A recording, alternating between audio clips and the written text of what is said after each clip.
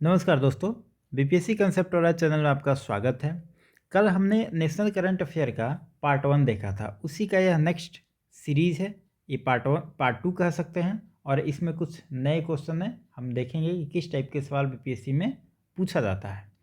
तो इस सीरीज़ को स्टार्ट करने से पहले आप सबको नए साल की ढेर सारी शुभकामनाएँ। आपकी जो भी मनोकामना है, जो भी आपकी उम्मीद है, जो भी आपकी इच्छाएँ हैं, मैं दुआ करूँगा भगवान से कि आपकी सारी इच्छाएँ इस साल पूरा हो और यह साल आपका हो। ठीक है?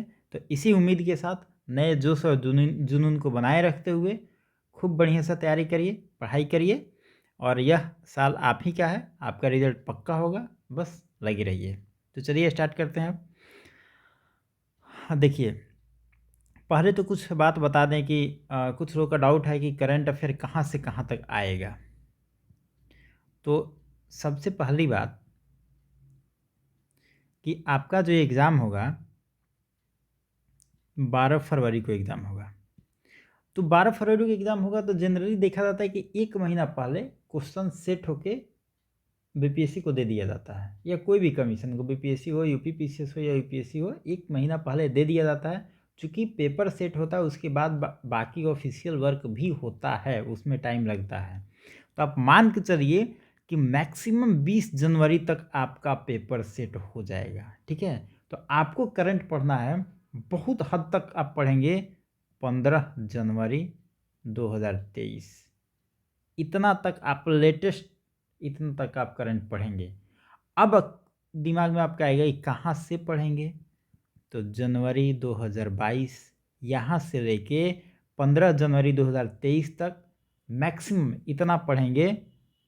आपको सिर्फ इतना ही करंट पढ़ना है। अब कुछ लोगों को डाउट हो रहा है बजट एंड सर्वे। देखिए भाई, बजट 1 फरवरी को आता है। जब क्वेश्चन सेट हो जाएगा आपका लगभग मैक्सिमम 20 तक, तो आपका 1 फरवरी वाला चीज़ कवर ही नहीं होगा, तो पढ़ने का कोई मतलब ही नहीं है ना? तो बजट ये 2023 वाला हम बात कर रहे हैं, तो 1 फरवरी 2023 में जो बजट और सर्वे आएगा उसको आपको नहीं पढ़ना है। आपको सिर्फ पढ़ना है जो फरवरी 2022 में जो आया है बजट सर्वे, इसी को पढ़ना है। ठीक है? तो ये सब चीज़ ध्यान रखेंगे। आपको जनवरी 2022 से पढ़िए, 15 जनवरी 2023 तक पढ़िए, बजट सर्वे फरवरी का पढ़िए और खूब इम्पोर्टेंट है, इसको करना ही, इसको छोड़ना नहीं है। चलिए अब थोड़ा सा हम आगे बढ़ते हैं, देखते हैं कि और देखिए एक और चीज़ बताना है। करंट अफेयर का बुक जो है विदिन 10 दिन में लगभग आ जाएगा। पहले ही आएगा इंग्लिश में, उसके बाद इसका ट्रांसलेशन होगा, हिंदी में भी आएगा, दोनों लैंग्वेज में आएगा, घबराना नहीं है। और इस मैगज़ीन में नेशनल प्लस बिहार दोनों कवर होगा। तो आपका सारा बीपीएससी के रिगार्डिंग जो भी करंट अफेयर हो, नेशनल हो, बिहार हो, इंटरनेशनल भी इसमें होगा, तीनों चीज़ इसमें कवर हो जाएगा। तो आपको घबराने की बिल्कुल ज़रूरत नहीं है। आप जिस भी सोर्स से पढ़ रहे हैं पढ़ते रहिए। देखिए, पढ़ाई रोकिए मत। हमें नहीं कह रहे हैं कि जो पढ़ रहे हैं उसको छोड़ दीजिए। आप जो पढ़ रहे हैं पढ़ते रहिए, वीडियो भी ला रहे हैं देखते रहिए, और मैगज़ीन आएगा वो भी पढ़िएगा। मतलब हर तरीके से अगर 25 से 30 क्वेश्चन पूछा जाए तो आप इसको रॉक कर देंगे, है ना? इस तरीके से तैयारी होना चाहिए। चलिए अब स्टार्ट करते हैं। पहला क्वेश्चन है फर्स्ट नाइट सफारी। देखिए, यह भारत में पहली बार हो रहा है। और नेशनल करंट अफेयर का ब्यूटी है कि भारत में अगर कोई राज्य पहली बार कोई काम करता है तो यहाँ से प्रश्न बनता है। और देखिए, करंट अफेयर को कभी भी पढ़िए। अब तो खैर टाइम नहीं है, सिर्फ जनवरी ही महीना आपका बचा हुआ है, फरवरी में तो एग्ज़ाम ही है। तो मान के चलिए कि मोटा मोटी रहो 35 दिन है, और 2 4 5 दिन और ज़्यादा है, लेकिन सही रूप से देखेंगे तो 35 दिन आपके पास है। तो टाइम बहुत कम है। करंट अफेयर को जिस तरीके से एग्ज़ाम में पूछा जाता है फैक्चुअली, उसी तरीके से पढ़िए भी फैक्चुअली, है ना? अब इस पे जाके रिसर्च करने लगिएगा, कोई फ़ायदा नहीं है। इससे सिर्फ यही पूछा जा सकता है कि फर्स्ट नाइट सफारी कहाँ पे हो रहा है? यूपी में हो रहा है, बस। इससे ज़्यादा इससे सवाल बन ही नहीं सकता है। एक और सवाल इससे बन सकता है, जगह का नाम पूछ देगा। जगह का नाम है लखनऊ। लखनऊ ये पूछ सकता है। कुकरैल फॉरेस्ट एरिया है, कुकरैल फॉरेस्ट एरिया है, यहीं पे हो रहा है। तो देखिए, लखनऊ और यूपी दो चीज़ याद रखें। कुकरैल भी पूछने का चांस कम है, फिर भी आप थोड़ा याद रखेंगे। तो ये भारत का पहला है, इसीलिए यह इंपॉर्टेंट है। इसमें होगा क्या कि नाइट सफारी होगा। तो आप नाम से ही पता चल रहा है, रात में आप जंगल वगैरह में घूम सकते हैं, आप आनंद ले सकते हैं। बहुत लोग इस तरीके का एडवेंचरस काम करना चाहता है, तो उन लोगों के लिए अच्छी चीज़ है ना? कुछ लोग को दिन में भी जंगल में जाने में डर लगता है, लेकिन कुछ लोग एडवेंचरस हैं, उनके लिए ये चीज़ बनाया गया है। यह टूरिज़्म को बढ़ाने के लिए ये सब किया जाता है। तो अब आपसे 2 ही चीज़ पूछा जाएगा कि फर्स्ट नाइट सफारी कहाँ पे हो रहा है? लखनऊ में हो रहा है, और बहुत एग्ज़ामिनर घुमाने का कोशिश करेगा तो कुकरेल नाम दे देगा, बस इससे ज़्यादा इसमें कुछ नहीं आएगा। अब कितना फंड से बन रहा है, कौन इनॉग्रेट किया, ये सब एग्ज़ाम में नहीं आएगा, ठीक है? चलिए, यूपी के बारे में एक न्यूज़ और चर्चा में रहा। एक और चीज़ यूपी में पहली बार हो रहा है, वो बन रहा है एजुकेशन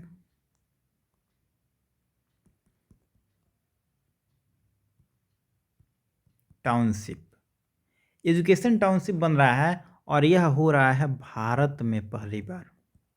भारत में पहला, मतलब कोई ऐसा शहर है, कोई ऐसा शहर नहीं, मतलब कोई ऐसा स्टेट है जो कि पहली बार भारत में एक एजुकेशन टाउनशिप बना रहा है। इंडस्ट्री के लिए तो टाउनशिप होता है, लेकिन एजुकेशन के लिए टाउनशिप पहली बार बन रहा है। इस यहाँ पे होगा क्या कि एक ही जगह पे आप देखेंगे हर तरीके का आपको एजुकेशन मिलेगा, और साथ में स्किल का ट्रेनिंग मिलेगा। मतलब आपकी पढ़ाई भी होगी और आपको वहाँ पे सिखाया भी जाएगा कि कैसे कैसे आपको काम करना है। हालांकि ये देखने और सुनने में तो काफ़ी अच्छा लग रहा है, लेकिन आप याद करिए कुछ साल पहले कितना स्किल डेवलपमेंट सेंटर बना था ना। आज कहीं दिखता है? कहीं नहीं दिखता है ये सब। तो वैसे ही ये भी कहीं इसकी हाल ना हो जाए कि एजुकेशन स्किल सेंटर बन रहा है, एजुकेशनल टाउनशिप बन रहा है, कहीं ख़राब हो जाए। बने तो ये देखिए, ये सब स्किल बहुत ये सब जो इनिशिएटिव है ना, बहुत अच्छा चीज़ है। जैसे स्किल डेवलपमेंट सेंटर बना था, बहुत अच्छा था, लेकिन उसको मेंटेन नहीं किया गया, कंटिन्यू नहीं किया गया उसको। तो आने वाले दिनों में अभी आपको कहीं दिखता नहीं है ना? तो ये हालाँकि बहुत अच्छा पहल है, अगर हो तो बढ़िया है, नहीं तो अगर केवल नाटक हो तब तो अलग ही बात है। लेकिन फिर भी आप इसमें याद रखेंगे कि एजुकेशन टाउनशिप कहाँ बन रहा है? भारत में पहला बन रहा है, यूपी में बन रहा है, ठीक है? अब थोड़ा-सा आगे देख लेते हैं। First 3D printed post office, इस तरीके का प्रश्न खूब पूछा जाता है कि भारत में पहला 3D प्रिंटेड पोस्ट ऑफिस कहाँ बना है? डाकघर की बात हो रही है। अब तो चिट्ठी कोई लिखता नहीं है, मतलब सरकारी काम का ही चिट्ठी जाता है, प्राइवेट तो कोई लगभग लिखता ही नहीं है। चलिए, तो पहला 3D प्रिंटेड ऑफिस कहाँ बन रहा है? ये बन रहा है कर्नाटक में। कर्नाटक का जगह, वहाँ का जो राजधानी है बेंगलुरु, ठीक है? बेंगलोर, बेंगलुरु, कुछ भी बहुत नाम है इसका। तो बेंगलोर में बन रहा है। कर्नाटक का एक और न्यूज़ चर्चा में रहा है, क्योंकि यहाँ पे यहाँ की जो राज्य सरकार है, यह 2% रिजर्वेशन दे रहा है जो लोग खेल से जुड़े हैं। खेल से जो स्पोर्ट्स का लिख सकते हैं इसको, स्पोर्ट्स से जो लोग भी जुड़े हुए हैं, मतलब सरकारी नौकरियों में 2% का रिजर्वेशन मिलेगा जो लोग खेल से जुड़े हुए हैं। मतलब राज्य स्तर पे जो लोग खेला हुआ है, वो अगर किसी सरकारी नौकरी की का परीक्षा वगैरह देंगे, किसी भी सरकारी वैकेंसी में अगर पार्टिसिपेट करते हैं, तो उनको 2% का रिजर्वेशन मिलता है। और ऐसा किया है कर्नाटक, तो आपसे एग्जाम में पूछा जा सकता है। तो कर्नाटक में हम 2 चीज़ याद रखेंगे, पहला 3D प्रिंटेड पोस्ट ऑफिस बन रहा है, दूसरा यहाँ पे 2% रिजर्वेशन मिल रहा है स्पोर्ट्स मतलब से जो लोग जुड़े हुए हैं, खिलाड़ी जो भी हैं, उनको मिल रहा है, ठीक है? चलिए, एक है पिंगली वेंकैया। देखिए, पिंगली वेंकैया के लिए एक न्यूज़ है, मतलब इनके नाम पे एक न्यूज़ है कि इनके नाम पे एक डाक टिकट जारी किया गया है। डाक टिकट, यह न्यूज़ है, अभी के टाइम का यह न्यूज़ है इनके नाम पे। लेकिन हम थोड़ा-सा इनके बारे में डिटेल देख लेते हैं, क्योंकि बड़ा फेमस पर्सनैलिटी है और हो सकता है एग्ज़ाम में इनसे प्रश्न बन सकता है। तो थोड़ा-सा हम इनके बारे में डिटेल देखेंगे। इनका जन्म हो रहा है 1876 में। जगह कहाँ है? आंध्र प्रदेश। आप कहीं-कहीं बुक में देखेंगे, पुराने बुक में आपको मद्रास दिखेगा। उस समय मद्रास उसमें जो आंध्र प्रदेश था, मद्रास प्रेसिडेंसी में था। इसीलिए आपको पुराने बुक में कहीं-कहीं मद्रास दिखेगा, और आप कहीं-कहीं देखेंगे आंध्र प्रदेश दिखेगा। तो आप इसमें कन्फ्यूज़ मत होंगे, इनका जन्म हुआ है आंध्र प्रदेश में, ठीक है? ये स्वतंत्रता में इनका क्या योगदान है? फ्रीडम फाइटर ये हैं, तो इनका फ्रीडम स्ट्रगल में क्या योगदान है? आपने देखा होगा कि गांधी जी जब रहते हैं अफ्रीका में, तो एक बोअर वार होता है, बोअर का युद्ध होता है। बोअर के युद्ध में क्या होता है, गांधी जी समर्थन करेंगे अंग्रेजों का वहाँ पे अफ्रीका में, और उसी युद्ध में पिंगली वेंकैया मिलेंगे गांधी से और गांधी से प्रभावित हो जाएंगे, और गांधी और पिंगली वेंकैया दोनों मिलके साथ में बोअर युद्ध में अपनी सहभागिता देंगे। ठीक है, तो हम तो देखिए यह यहाँ से प्रश्न बन सकता है कि गांधी के साथ बोअर युद्ध में किसने भाग लिया था, और ऑप्शन में पिंगली वेंकैया दे देगा, तो आप थोड़ा सा इनको याद रखेंगे। पहला तो ये बात हो गया। दूसरा, ये बहुत पढ़े लिखे व्यक्ति हैं, ऐसा नहीं है कि सिर्फ आंदोलन ही किए हैं। ये कैम्ब्रिज यूनिवर्सिटी से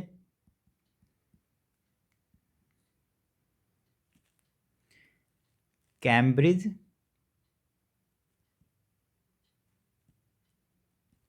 यूनिवर्सिटी से यह ऑनर्स करते हैं। ठीक है, वहाँ से कॉलेज की डिग्री लेते हैं कैम्ब्रिज यूनिवर्सिटी से, तो काफ़ी पढ़े लिखे व्यक्ति थे। उसके बाद यह भारत में कपास की फसल कैसे हो इस पे यह एक रिसर्च करते हैं, और आप देखेंगे कि यह एक रिसर्च अपना मतलब रिसर्च प्रस्तुत करते हैं।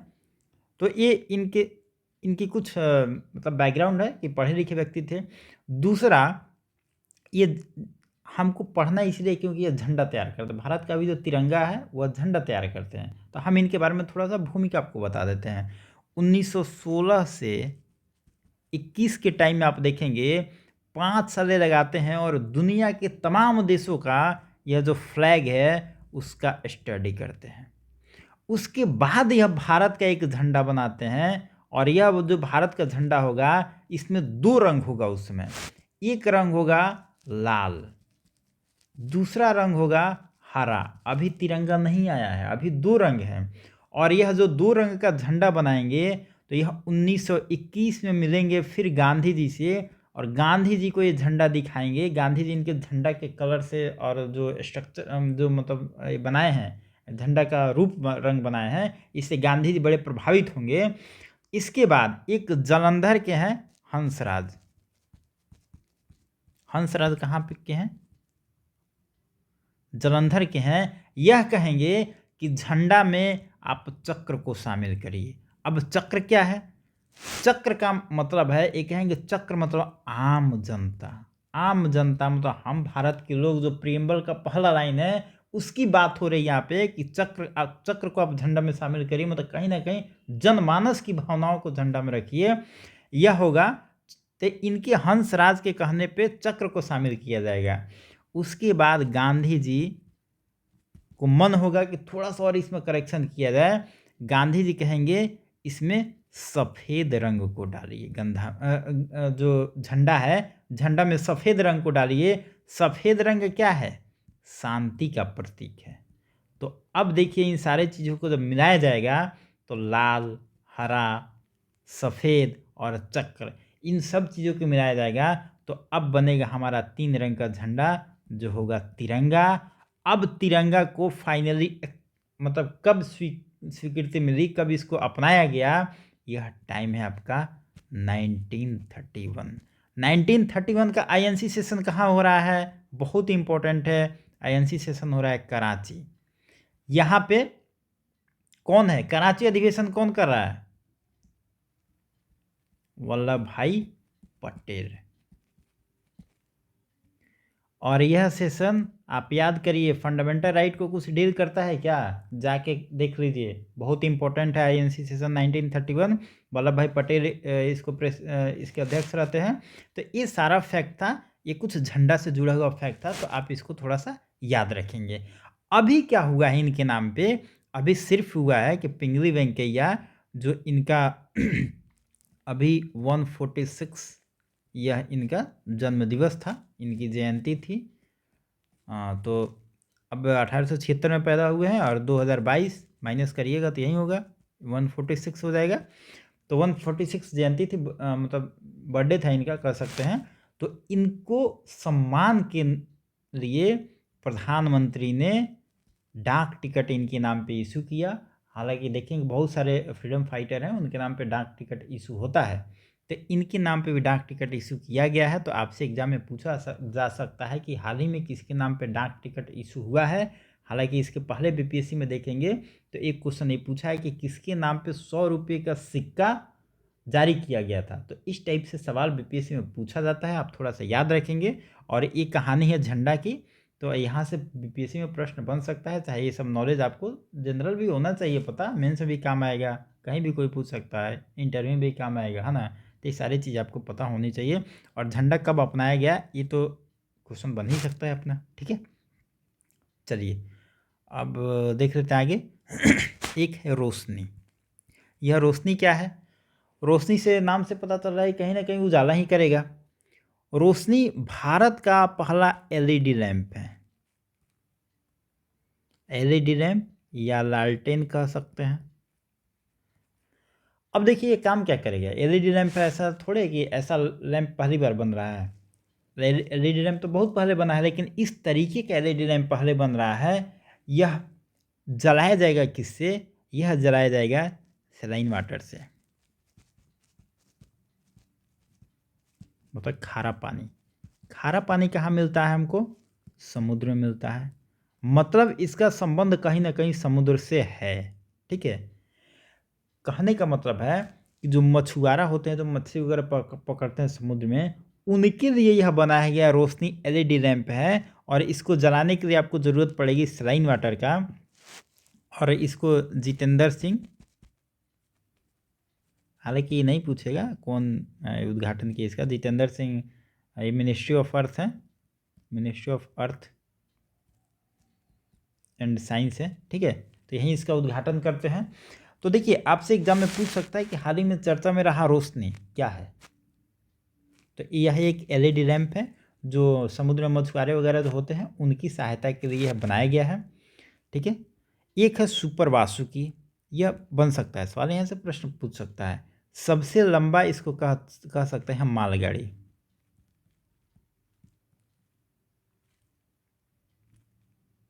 लॉन्गेस्ट फ्रेट ट्रेन, ठीक है। यह सबसे लॉन्गेस्ट मालगाड़ी है। अब इसमें पूछ सकता है कि इसका लेंथ कितना है? 3.5 किलोमीटर लेंथ है। आप नाम तो याद रखेंगे सुपर वासुकी, या कहीं कहीं देखेंगे सिर्फ वासुकी लिखा रहता है। दोनों नाम आपको मिलेगा, किसी बुक में सुपर वासुकी या कहीं कहीं वासुकी मिलेगा। यह भारत के आज़ादी के 75 साल पूरा होने पे यह ट्रेन चलाई गई और 15 अगस्त को यह चलाया गया है। इसलिए थोड़ा सा इम्पोर्टेंट हो जाता है क्योंकि यह 15 अगस्त को चलाया गया, ठीक है।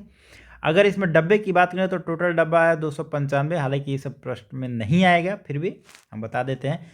ये किससे इम्पोर्टेंट सवाल बन सकता है कि किस रेलवे जोन द्वारा चलाया गया है? South eastern centre railway, SECR के द्वारा चलाया गया है। आप याद रखेंगे साउथ ईस्टर्न सेंटर रेलवे, ठीक है। बाकी आपको इसमें से और कुछ याद नहीं रखना। दो चीज़ याद रखेंगे, सुपर वासुकी क्या है? मालगाड़ी है, सबसे लंबी भारत की अभी तक है। इसका अगर हम लेंथ की बात करें तो लगभग 3.5 किलोमीटर, यह भी पूछ सकता है। और साउथ ईस्टर्न सेंटर रेलवे के द्वारा चलाया गया है। बस इसमें 3 चीज़ इंपॉर्टेंट है, बाकी कुछ नहीं पूछेगा। बाकी ये सब डब्बा कितना है और किस दिन चलाया गया ये थोड़ा सा याद रखिएगा। एक मंडला डिस्ट्रिक्ट है, ये चर्चा में रहा। मंडला डिस्ट्रिक्ट चर्चा में क्यों रहा? यहाँ पे इस डिस्ट्रिक्ट में जितने भी ट्राइब हैं सभी ट्राइब शिक्षित हो गए हैं। मतलब ट्राइबल का यहाँ पे लिटरेसी देखेंगे 100% हो गया है। और यह भारत का पहली बार ऐसा कोई डिस्ट्रिक्ट बना है जहाँ पे जो ट्राइब है 100% एजुकेटेड हो गए हैं। मतलब एजुकेटेड नहीं कहेंगे, मतलब शिक्षित हो गए हैं, है ना। अब इसी तरीके का एक प्रश्न हमने पहले वीडियो में आपको कराया था। गंजम डिस्ट्रिक्ट, गंजम जिला, ये कहाँ का है? उड़ीसा का है। अब आप याद करिएगा कि गंजम डिस्ट्रिक्ट में हम क्या बताए थे आपको, है ना। थोड़ा सा आप पीछे भी जाकर पढ़ते रहिए, रिवीजन करते रहिए। और गंजम डिस्ट्रिक्ट में किस लिए फेमस था, हम क्या बताए थे, थोड़ा सा आप कमेंट बॉक्स में इसका रिप्लाई देंगे। आपके लिए होमवर्क भी है। और थोड़ा सा आपने जो पहले पढ़ा है उसको भी रिवाइज करते रहिए, ठीक है। मंडला डिस्ट्रिक्ट में क्या हुआ है? ट्राइब जो थे, यह MP में है, यह जानने की बात है, पूछ सकता है, MP में है। यहाँ पे जो ट्राइब है वो सारे शिक्षित हो गए हैं। और गंजम डिस्ट्रिक्ट में क्या हुआ है, ये आपके लिए होमवर्क है, कमेंट बॉक्स में बताएंगे। एक है आपका अनंत ताल लेक। यह अनंत ताल लेक क्या है? देखिए, यह है दिल्ली में। बेसिकली दिल्ली में है कहाँ पे, अगर बात करें तो कुतुब मीनार के पास है। अब हुआ क्या, अनंत ताल लेक क्या है, इसको अभी नेशनल इम्पोर्टेंस का दर्जा दिया गया, मतलब राष्ट्रीय महत्व।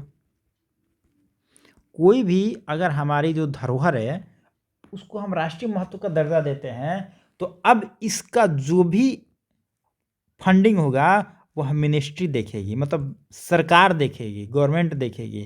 तो अब इसको नए तरीके से बनाया जाएगा, है ना, नए तरीके से बनाया जाएगा तो ध्यान रखा जाएगा कि यहाँ पे टूरिज़्म को बढ़ावा दिया जाए। टूरिज़्म को बढ़ावा देने के लिए उस हिसाब से इसको बनाया जाएगा। यहाँ पे लोग आएंगे, देखेंगे, कुछ टिकट लोग कटाएंगे, यहाँ से जब अर्निंग होगी तो इसकी मतलब यहाँ पे सुंदरता बढ़ेगी, बाकी सारा चीज़ होगा, टूरिज़्म डेवलप होता है तो यही सब चीज़ें होती हैं। ठीक है, तो इसको राष्ट्रीय महत्व का दर्जा दिया गया है। अब यहाँ पे मिनिस्ट्री पैसा देगी और यहाँ पे डेवलपमेंट शुरू होगा। अनंत ताल लेक, अब हम देख लेते हैं अनंत ताल लेक के बारे में कि देखिए, अगर यह न्यूज़ अनंत ताल लेक कोई करंट के प्रोस्पेक्टिव से सवाल बनाएगा तो सिर्फ पूछेगा कहाँ पे है, दिल्ली में है। लेकिन वहीं अगर हिस्ट्री के कोई आदमी अगर उसको मिल गया अनंत ताल लेक के बारे में तो वो दूसरे टाइप से सवाल बना देगा। वह बना देगा अनंत ताल लेक को किसने बनाया, हाँ, तो वो भी हम देख लेते हैं कि सवाल कहीं से भी आए हम बना देंगे। 1060 में एक तोमर डायनेस्टी था, तोमर वंश था, तो तोमर वंश ने इसको बनाया। तोमर वंश का राजा कौन था? राजा अनंगपाल सेकेंड। अब राजा अनंगपाल है कौन? कहा जाता है कि पृथ्वीराज चौहान के नाना थे। ठीक है, अब आपको समझ में आ रहा है, इम्पोर्टेंट सवाल है, बन सकता है। अगर कोई हिस्ट्री का टीचर अगर इसको पढ़ लिया तो वो इस तरीके से सवाल बना देगा कि अनंत ताल लेक के को किसने बनवाया, कौन डायनेस्टी बनवाया ये भी पूछ सकता है, कौन डायनेस्टी बनवाया ये भी पूछ सकता है, किसने बनवाया ये भी पूछ सकता है, या इनका संबंध पृथ्वीराज चौहान से कैसा था ये भी पूछ सकता है। ठीक है, और करंट में तो ये पूछा जा सकता है कि दिल्ली में ये कहाँ पे है, तो दिल्ली में है। तो अब क्या हुआ है कि इसको नए तरीके से बनाया जाएगा, है ना, इसको मतलब क्या कहते हैं, और पर्यटन को यहाँ पे डेवलप किया जाएगा। ठीक है, चलिए, टेम्पल ऑफ वैदिक प्लेनेटेरियम है, हालांकि हम इसको पहले वीडियो में बताए हैं, फिर भी आ गया तो बता ही देते हैं। टेम्पल ऑफ वैदिक प्लेनेटेरियम कहाँ पे बन रहा है? यह बन रहा है कलकत्ता में। हालांकि कलकत्ता मत लिखिए, इसको बंगाल लिख दीजिए, पश्चिम बंगाल लिख दीजिए। अगर प्रॉपर जगह की बात करें तो बन रहा है नदिया डिस्ट्रिक्ट में, नदिया ज़िला में। ठीक है, लेकिन आपसे स्टेट ही पूछेगा।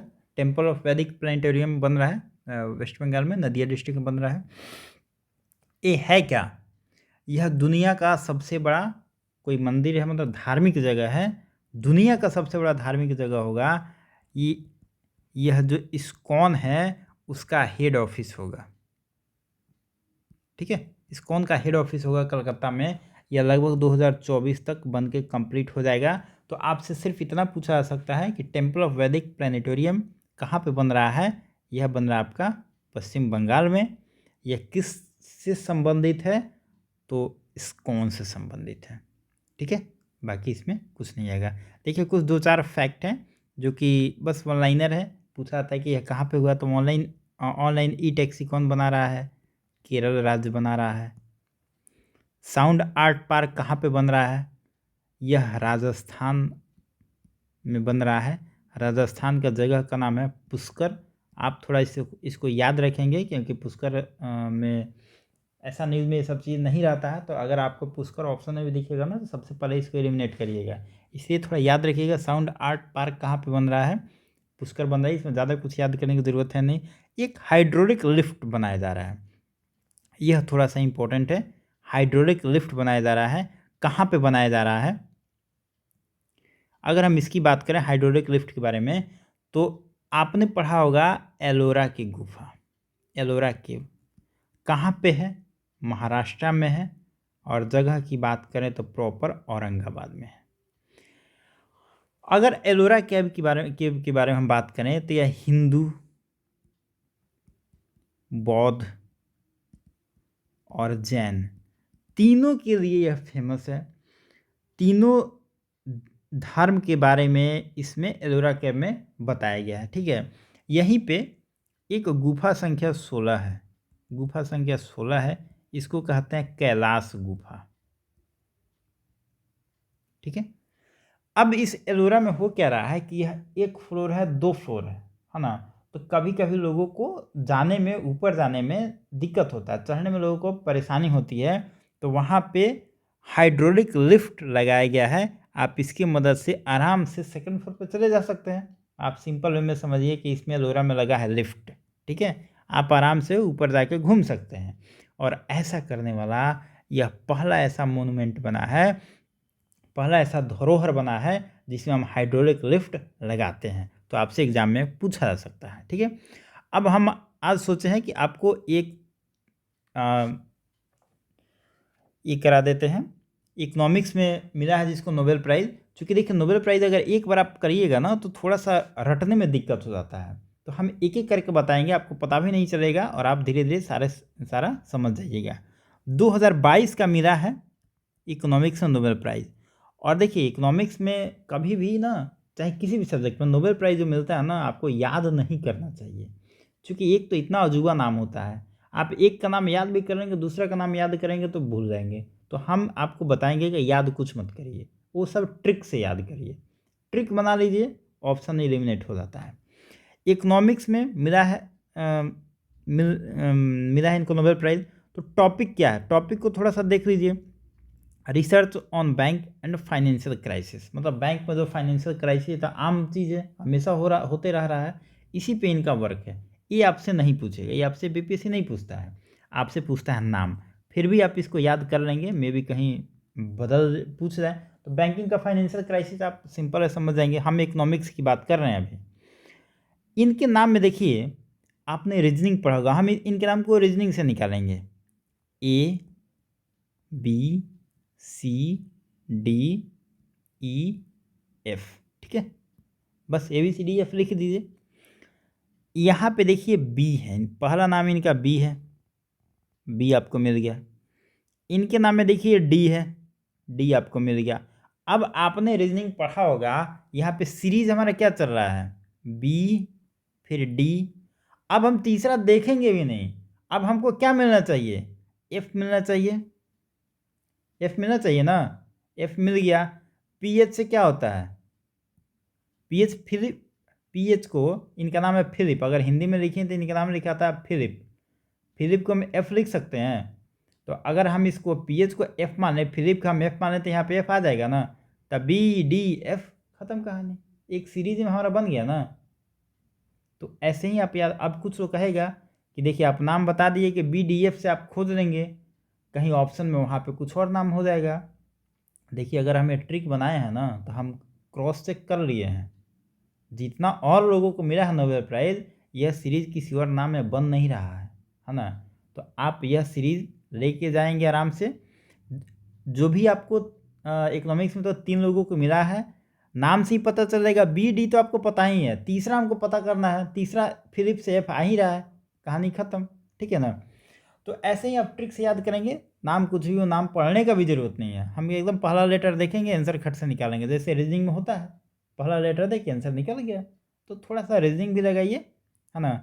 तो चलिए, था इकोनॉमिक्स का नोबेल प्राइज़ किसको मिला है। बाकी तो मिलते हैं नेक्स्ट वीडियो में, फिर और कुछ टॉपिक लेके आएंगे। पढ़ते रहिए खूब बढ़िया से। थैंक यू, मिलते हैं नेक्स्ट वीडियो में, बाय बाय।